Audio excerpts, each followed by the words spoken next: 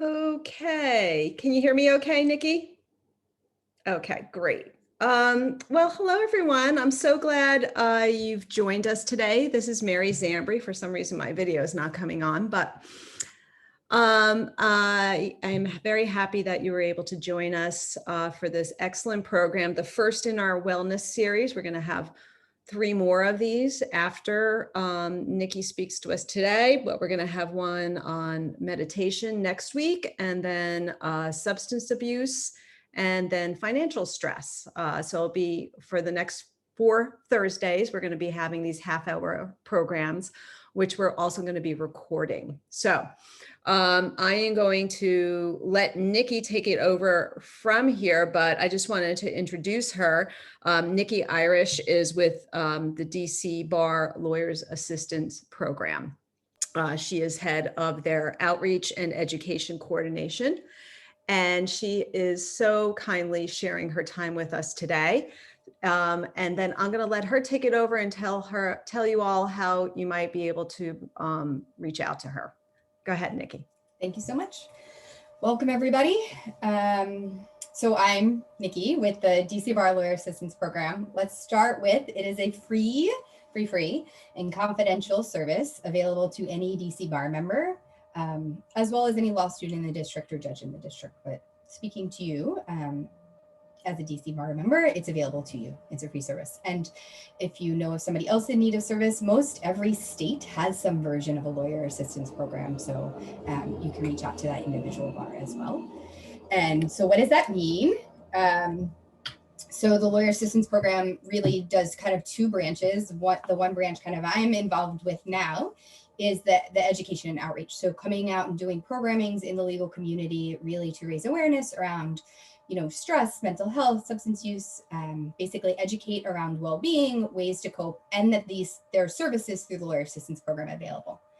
And then the other side is the more clinical side, so I've actually been at the bar for almost 11 years now. The first 10 years were kind of dually split clinically and education, and now I focus a little bit more on the education part.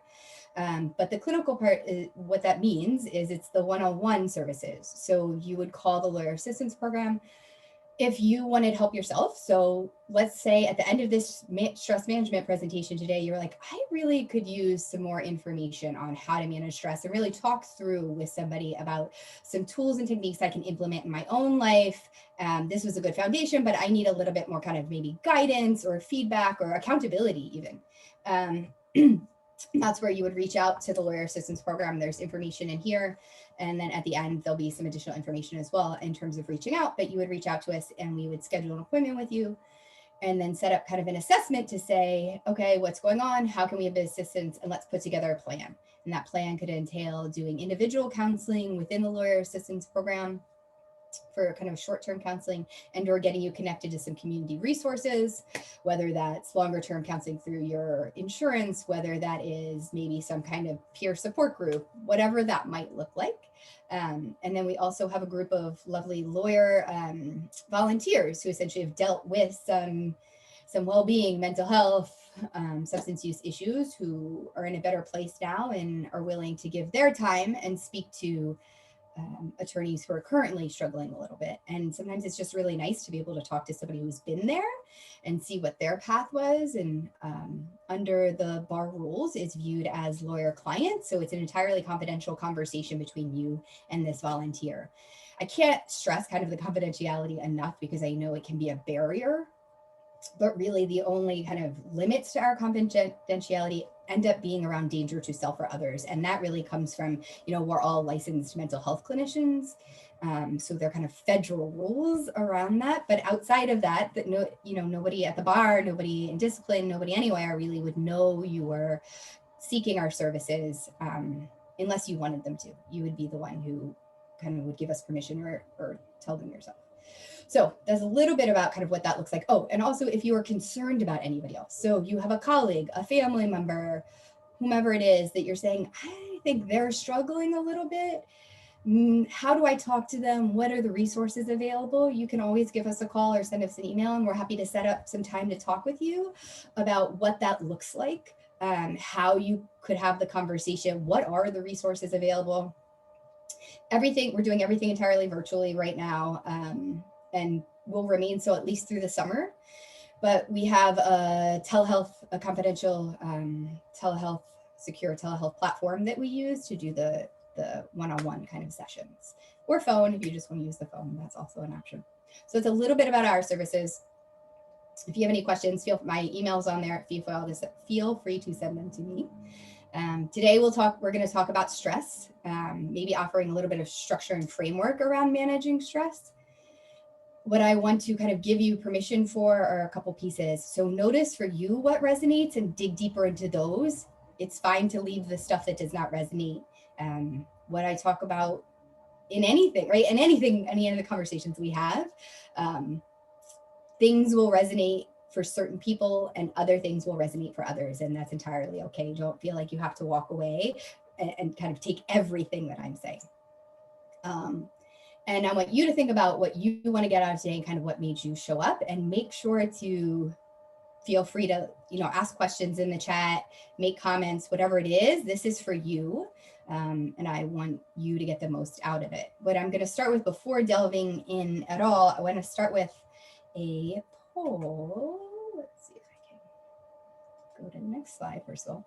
And actually, Mary, I might need you to do the poll. I think it doesn't have me Okay. permission for the poll. Okay, so I haven't done this before. So I just press on the poll, right? Yeah, I think you should be able to choose the battery poll and then launch it.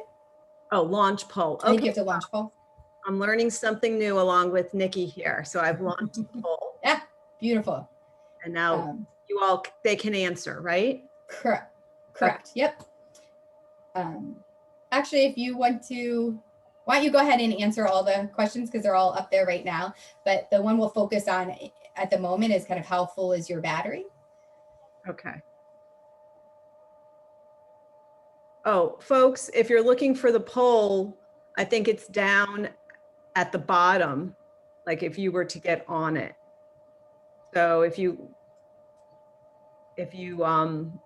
yeah, at the kind of the bar at the bottom that pops up where you can like see the chat and the participants, that you should see the poll. Yeah, can you all go down there? And yep, some people are getting it. So it looks like some people it's working.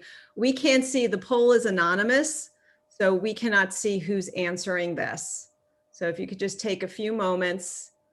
I see one person has figured it out, but hopefully some more of you can do it so we have a discussion point.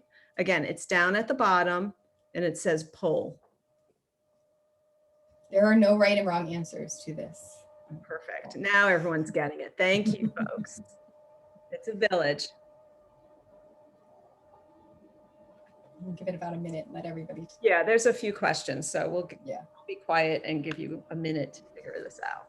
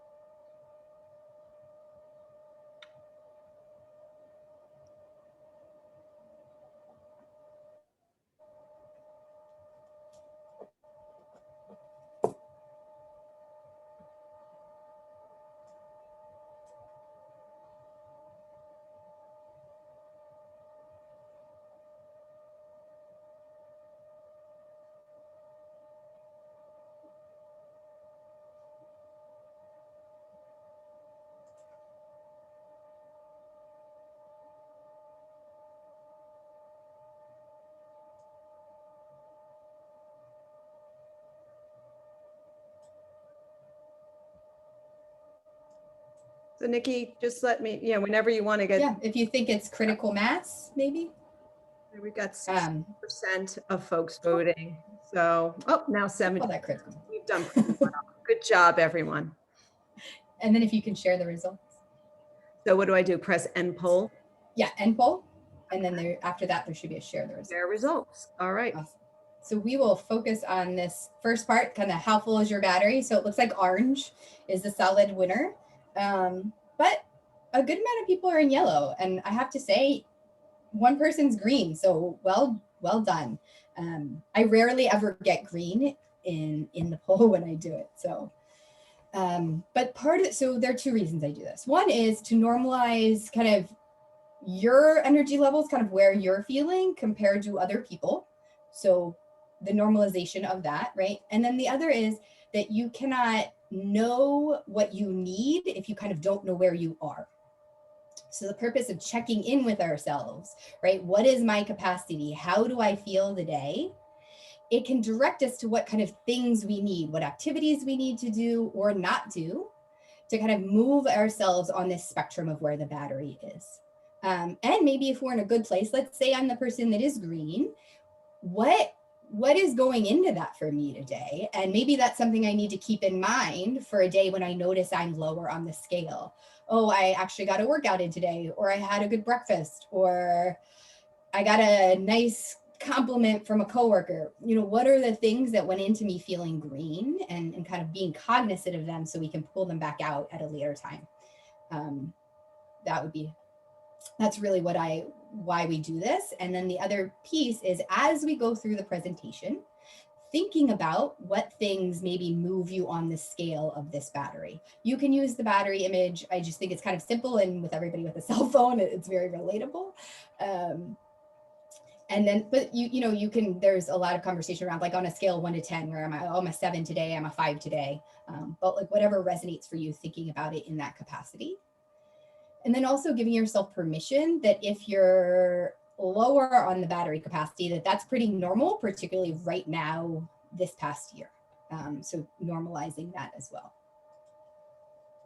All right, so laying the groundwork a little bit as we jump in. Like I said, this is about you. I want you to share kind of whatever it is that you want to share, any questions you have. I think we can learn from each other too. So if there's something you want to add, please feel free. I welcome that.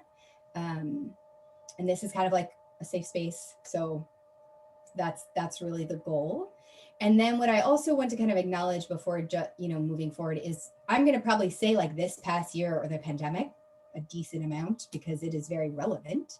But I want you to kind of understand that when I say that, it means everything. It means the traumas and stresses from everything, from COVID, from racial injustice, from the financial toll, collective and individual grief, political upheaval, like whatever the things are for you, because they're different for everybody and they impact us all differently.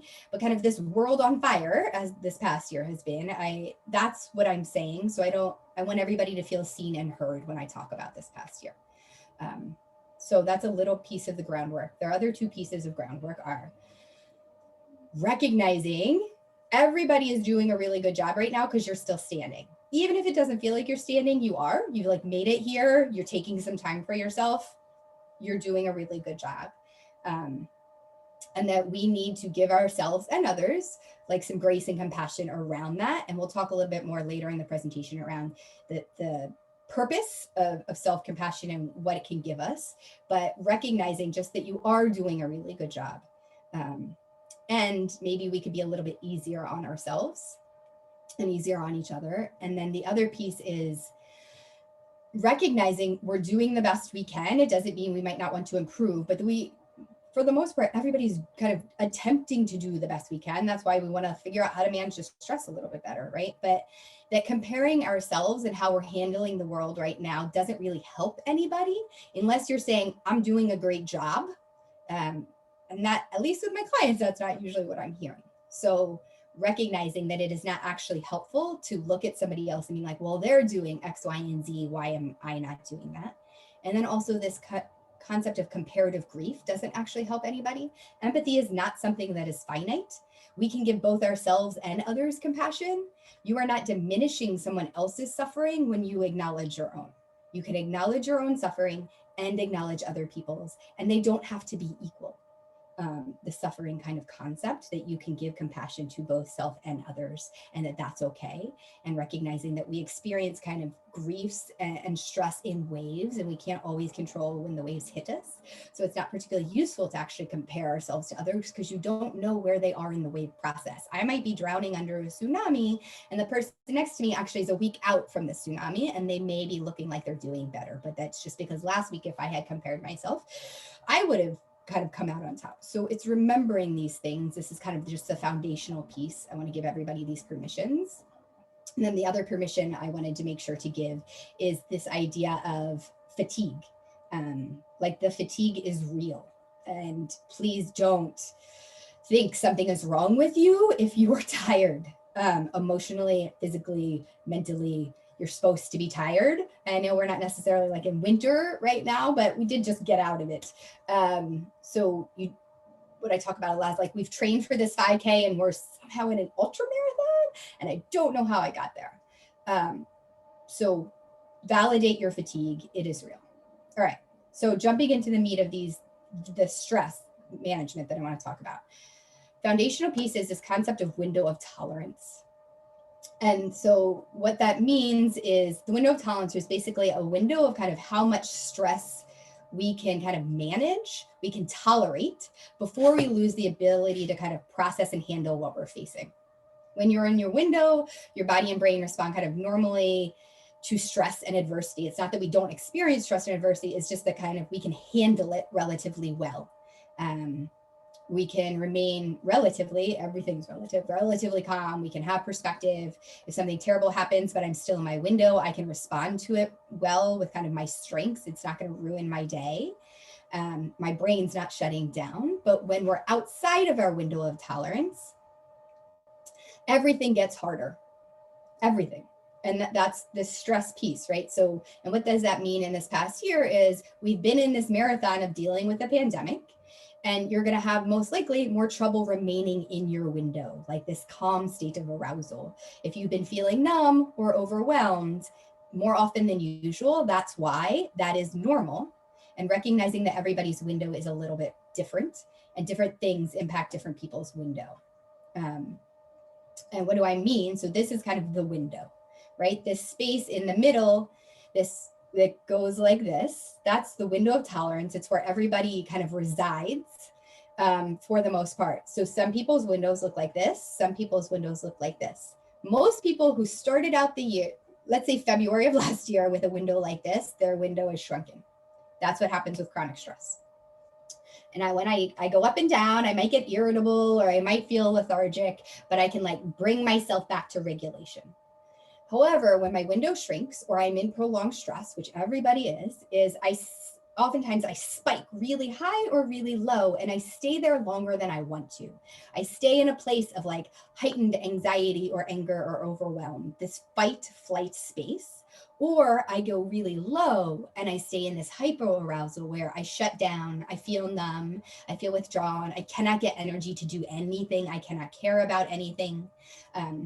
So kind of like the battery, it's thinking about and framing the way we think about stress and what it is doing to us. And I think one of the important pieces to look at is in the corner, there's this piece of hormonal activity. And what that means is, and what I'm going to talk about in just 1 second is, when stress happens, our body has a hormonal reaction, right? We have adrenaline that gets triggered. We have cortisol that gets triggered. We have glycogen that gets triggered to fight the stress, to deal with whatever the stressor is. The body's response is, hey, there's a tiger, I must deal with it. And it releases all of these things. And when we're in a space, we can regulate it, great. But when we don't have capacity to regulate it, that's where I am yelling at my kid to go to bed because I don't have capacity to like ask for the 5th thing that he wants something more to drink. I'm like, no, just go to sleep. Or I can't even open my email from this client that I just don't feel like dealing with. I'm just ignoring it because I'm numbing out and avoiding it. Those are kind of the things that happens when we're outside our window of tolerance. The good news is there are things that we can do to manage that stress. I'm going to kind of talk about them more in depth in just a minute, but I want to make everybody aware this is just a framework in which we're thinking. One of the ways we can do it, it starts with something as simple as name it to tame it. It's kind of easy to remember. Dan Siegel is the person who kind of came up with this concept of window of tolerance, and he says name it to tame it. But it's basically once you notice you're having a strong emotional reaction, whether it's an overreaction or underreaction, so you're freezing or you're flighting, you just say it like, I'm feeling angry. I have a tight ball of nerves in my gut. It's creating a little bit of distance from the reaction, and it kind of creates a little bit of space. When you choose words to describe the emotions that are like jump starting or triggering the stress response in your body, it actually connects to your executive brain, which can quiet down what's happening, calming down. And that's our goal. We're just trying to calm things down. So I know I'm talking relatively fast. If you have questions or comments, please feel free to interject. But what I want to talk about is, okay, well, what are the things that I can do to calm down? I thought this was appropriate. This is a stress monster. It's what we all feel all the time, even more so right now. And you're feeling it. In 2019, you were feeling it, and now you're just feeling it like in a pressure cooker.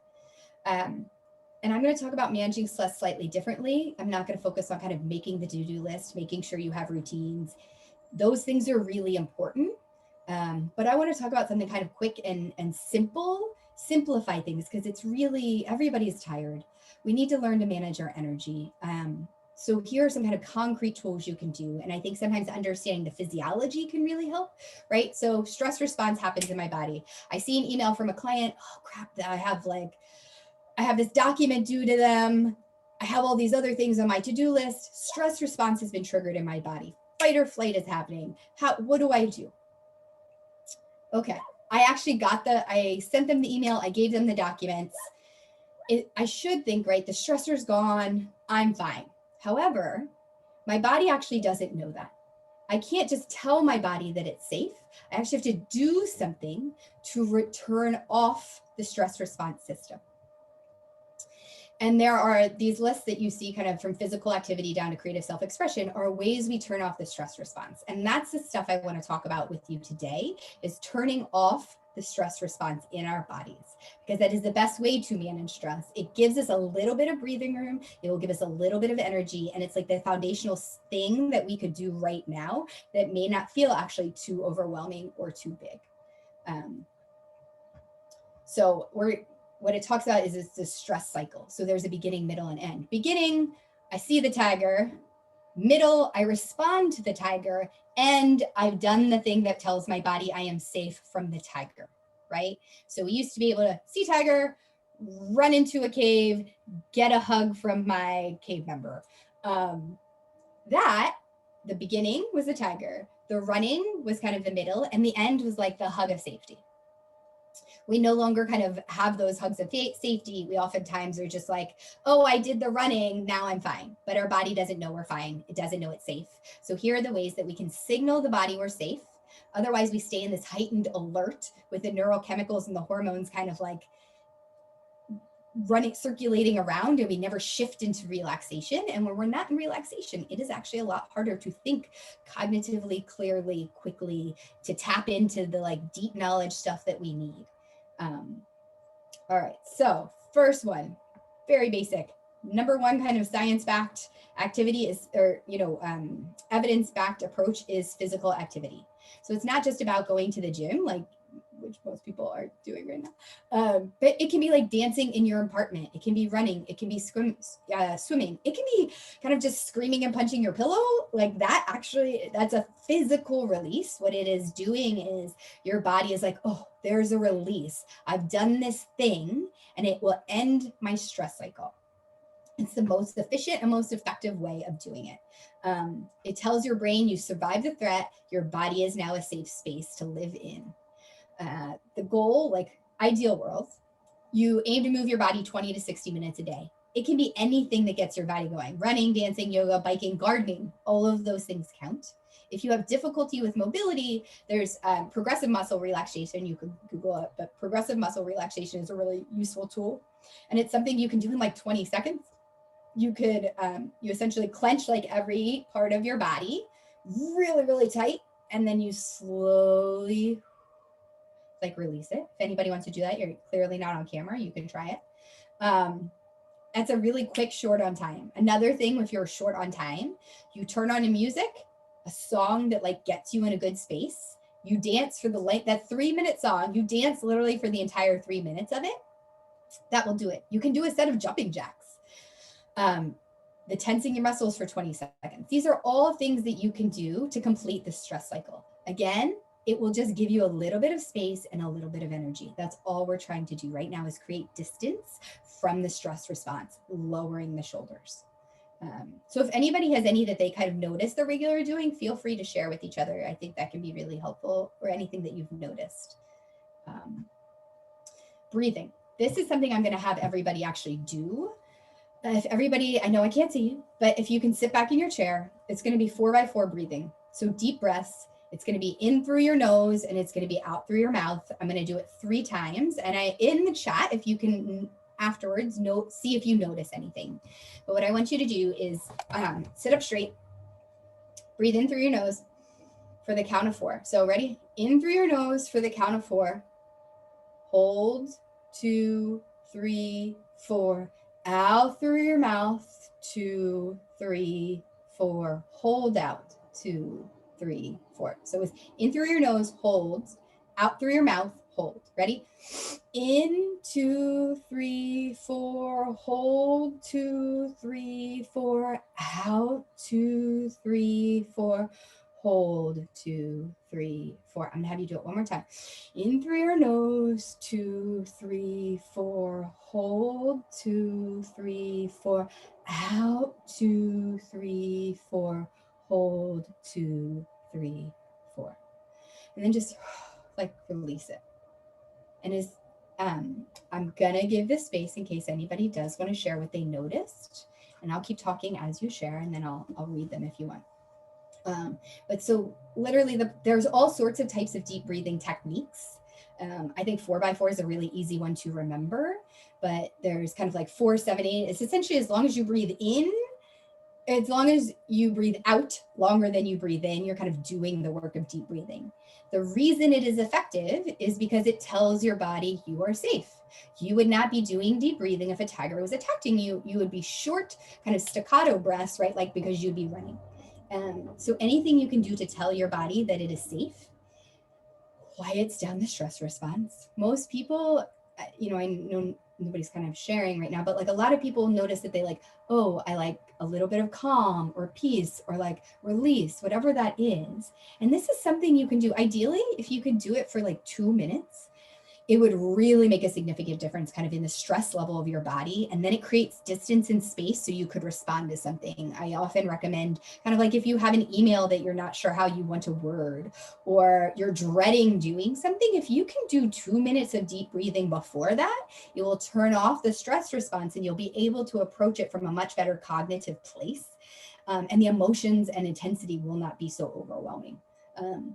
And I like deep breathing because you can access it anywhere at any time, particularly right now in the Zoom world. It's a lot easier. So breathing, so physical movement, deep breathing. Yes, so doing the square breathing whenever needing a reset, and then teaching it to kids, which is great. It's huge with kids. They like it. It's a great way to help them regulate, right? Our role kind of with kids is to teach them how to regulate because they're only born kind of like half knowing how to self-regulate. So I think that's a great tool and a great reminder. So another way, quick, easy, is positive social interaction. Even superficial ones actually really help. What has been horrible, frankly, about this past year is our connections and our social interactions have been so incredibly diminished.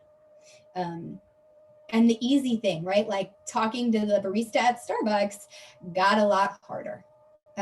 Talking to the person on the elevator doesn't really exist right now.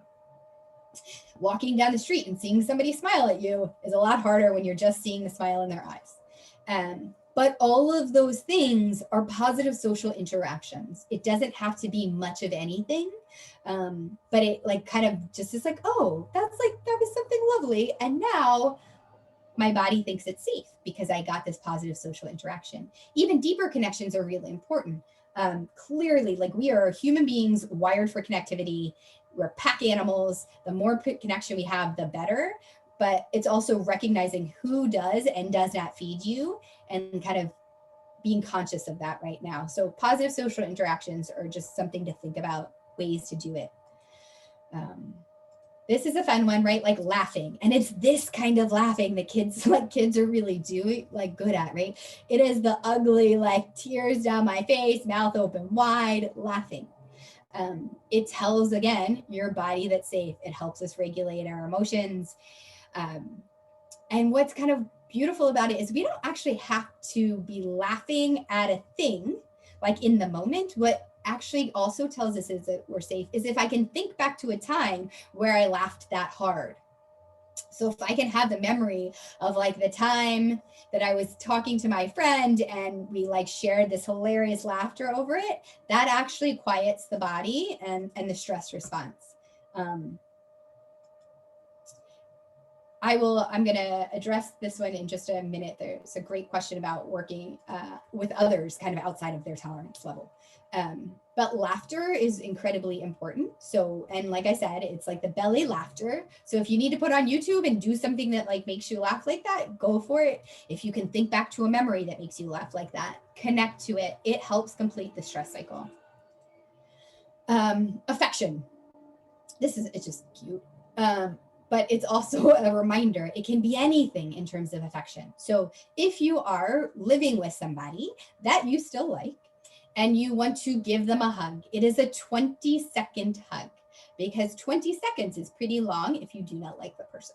So it's enough time for your body to say, oh, this is like a safe space right now. I can turn off my stress response. And actually releases love hormone that I can't think of right now, but oxytocin, which is it is also turns off the stress response. But if you aren't with somebody, it can be petting an animal. So if you have a dog or a cat with you, like petting that animal also is affection. It is also what they have found is nature kind of can tap into an emotional kind of affection. So connecting to nature, connecting with something larger than ourselves can feel like affection. And then if there's any spirituality involved for yourself, so kind of connecting with this divine concept, it's a place where we feel loved and cared for, reminds our body it's safe. So thinking about these in any ways and any ways you can tap into them. And then crying it out. So I know this is a little bit like taboo in society and culture, but like is really important and it's real. So crying will not solve the problem, but it will allow a physical release in the body. They have studied tears. There are stress hormones in them. They're like literally just falling out of our face, leaving our bodies. And that's what we want to do. We want the stress to be out, the stress hormones to leave our bodies. So crying it out. The reason I put this up here is it's from Coco. And the Remember Me song is like, if I need to cry, I will, if I put on the Remember Me, it like, I just cry like every time. And that's okay. And what I mean by that is it is okay intentionally to like set aside time to find that release. I think a lot of times we have other obligations and other things and that we almost don't create the space for the crying. But if you notice there's this like buildup in your body of stress or tension, and there's collective grief and individual grief that has been building for this past year. So if you know it's been a long time maybe since you've cried, thinking about scheduling time to do it. Like literally just Friday at 1, I'm going to put it on my calendar and I'm going to read something sad, listen to something sad, watch something sad. That's actually really healthy and really good. And you might find a release. I know one thing people get stuck on is I'm afraid I will get stuck in the crying. You could put a timer on. And if the timer goes off, what you do is you turn towards the act of the crying itself. So I'm going to notice the crying, notice how my face feels. I'm noticing the snot running down my face. I'm noticing how wet my face is. It will ground you away from the thing that triggered the crying, bring you back to the present moment, and you will notice actually that the crying will stop. So crying. And then the last one is creative expression. So anything, it can be painting, knitting, sketching, writing, singing, baking, journaling, anything that is an act of kind of like creation for you is wonderful. And it is a way to stop the stress cycle. It can be coloring, anything. It doesn't, I don't know. It can be anything, but get creative with it, what that means for you. So those are kind of the succinct ways. I'm going to show this really quick. And I want to be conscious of your time, but this is a summary of just the ways you can complete the stress cycle. What I'll do is I'll send to Mary, I have this as a handout, just like it's a nice primer reminder of what are the things I'm doing to complete the stress cycle. And then if we go back to, if you pop up your poll again, what you'll see is, I was curious, what am I doing regularly to complete the stress cycle, you know, intentional or not? Because I think a lot of times we do these things naturally without thinking. A lot of people, you know, movement was a big one, positive social interaction, and then laughter, I think is the biggest. And no one chose crying. So I'm maybe going to put that on everybody's agenda to think about what that could look like for you. So these are just some quick reminders, again, managing the stress. And then the last one I want to touch on really quick is your inner critic. I talked about this for a brief moment in the beginning, but I think actually something we don't think about is this inner critic, right? So this voice that tells me I'm not being good enough. And if you go back to that poll again, I kind of asked, what do you notice the inner critic is saying the most? And what the kind of winner is, I'm so lucky I shouldn't complain, which comes back to that comparative, like kind of comparing and comparative grief. And I'm not good enough because I should have done more. I cannot tell you the amount of people who the answer is always something along the lines of, I didn't get enough done, I should be doing more. And how unhelpful that is, because what happens is when my inner critic is talking to me, it actually activates the stress response. So all that work I've done to turn off the stress response for these past 7, you know, options is I've now reactivated the stress response because my inner critic is saying, danger, danger. And it's like activating all the hormones I just got rid of. So one of the ways we can do this is just raising an awareness of this inner critical voice. There are kind of some easy ways to do that. One is just to name it. The more levity we use with it, the better. So, you know, some people kind of name it silly names like Ralph. Oh, there's Ralph talking to me again. Some people, I was listening to Anne Lamont, was being interviewed the other day, and she calls hers the governess. She's like, it's in this like British proper voice telling her what she should and shouldn't do, or what she's doing wrong. But a way to name it, to create distance from yourself. It's really, instead of getting kind of into a fight with the most negative voice and seeing it as a threat, like we can also thank it, like, thank you, you know, for trying to protect me. But then, you know, recognize that maybe I don't need your help right now. So it's just really raising an awareness. That's there's a whole thing I could do on like self-compassion and this inner critic. But what I will leave you with right now is naming it, to create and like raising an awareness of it. And that will create some distance from it and it will decrease the volume. All we're trying to do is decrease the volume on the inner critic. Thanks, Lucy, for being concerned. Oh, that's just Lucy talking again. So if that's the inner critic. And then the last thing is just a quick reminder of like, stress is a lot about our perceptions, because right, the cognitive brain tells the amygdala that something is dangerous or not, or something is, and worry is danger, anxiety is danger. And that activates our stress response. So the more we can think about what is in our control and not in our control, the better. This is kind of just like a cute, humorous way to think about it, but really to recognize that there's so many things I don't actually have control over. I can't control what other people do. I cannot predict about the future, about what will happen. There's these 3 circles. So not in my control, sphere of influence, and then actual control. Actual control is like the things I can literally do. I cannot doom scroll, even though sometimes it feels like I don't even have control of that. You do. I can control who I interact with, how I set my boundaries. I can turn off the news. I can influence other people. Like I can set some boundaries and see whether they'll respect them or not, and then figure out how to respond to them. And that comes back to this question that was asked a few minutes ago. I wanted to pull it up, was what can we do when we are working with someone who gets outside the windows into kind of anger? And that's the influence piece, right? I cannot control that they are outside of this window. What I can do is control how I interact with them, whether I need to set a boundary that says, you know, I need to go take a moment over here. Why don't we reconnect in 5 minutes? Whether it is reflecting back what's happening, whether in that moment or later, oftentimes it might actually be if it's somebody you interact with regularly, it might be to reflect kind of what your experience is in a very understanding way, like a loving way, in terms of, I know there's a lot going on right now. You have X, Y, and Z stressors. What I'm noticing is that this anger is kind of happening more frequently, but I wouldn't say anger. What I would say is, I notice you're raising your voice a lot more than you used to. What the observable kind of objective feedback is. And then it's figuring out for yourself how to regulate your own self, because when somebody else is angry, it's a threat, right? I am perceiving it as a threat. My body is now becoming dysregulated. How can I kind of down-regulate my own body in response to them? And I'm happy to answer kind of more questions directly. If you want, feel free to email me. I'm happy to have a conversation around that if that's more helpful.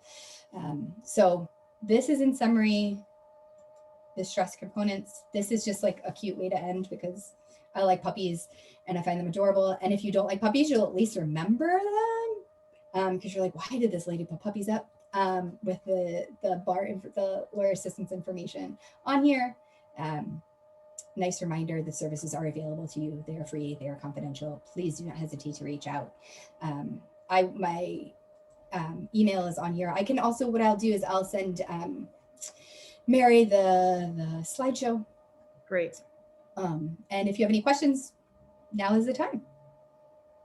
Yeah, absolutely. If anybody has any questions and they want to stay on, we have Niki for about 5 more minutes. You can go ahead and ask your question, or if you want to contact her confidentially, you can go ahead and do that, whatever works. You know, this is a huge topic. There's so many ways we can discuss this, just talking about the stress response, what happens in your body, how your mind shuts down and really can't do anything else until you address it. So a lot of what you said really resonates with me, because I've studied this quite a bit in some of the work that I do with kids. But Niki is a wealth of information, and I know there was a great group on here today. So please follow up with Niki if you wish. I will share the slideshow as well as the recording with the entire membership. So you can feel free to forward it to somebody you think may need it as well. And with that, I'm going to thank you very much, Niki, for your time. I truly appreciate it. It was a wonderful program. Thank you all for your time. Okay. Bye-bye. Thank you, everybody, for joining. Take care.